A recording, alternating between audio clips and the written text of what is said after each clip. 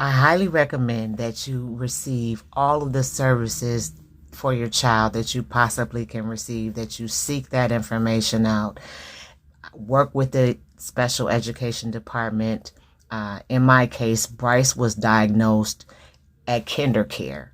I had placed he and his brother in a kinder care preschool setting where I lived. And what happened was I would drop Miles off in the pre-K area. And first I dropped Bryce off in his area for his age group. Then I would drop Miles off in the pre-K area. By the time I made it back to the front of the building, my child had a full meltdown. He was acting completely out, and the teachers were like, "Oh, come and get him. Come. He's acting out." And so it was then that I was asked to take him to the Clayton County Diagnostic Center for Children. And so it was a pre-K diagnostic center. So I took him out of kinder care and I began to take him to the pre-K diagnostic center where they did a battery of tests. They completed the test and they decided that Bryce needed an IEP. This was preschool. This was prior to him attending any classroom setting or any school setting or any school within Clayton County.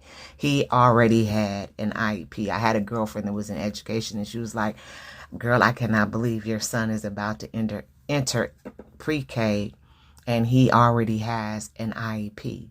But I just was on top of it because I was his mother. So what happened was the diagnostic center, they sent someone out to work with him so many times per week, and the lady would come out and he would do tasks with her, and basically like it was a one-to-one session with this lady from the diagnostic center. Bryce was, he did well with that to some degree, but when he got to the school setting, I was still struggling with his diagnosis. The diagnosis did not become real to me until after 2011. In 2011, the DSM-4 was changed. Actually, it was the DSM-4. It changed to DSM-4-TR, text revision, and it added the autism spectrum disorder. It added that to the assessments, to the diagnoses. And so then Bryce was able to receive services based upon that. But the school had already identified it, but legally, outside of the school system, nobody else identified him as being autistic because of all of the symptoms that he had.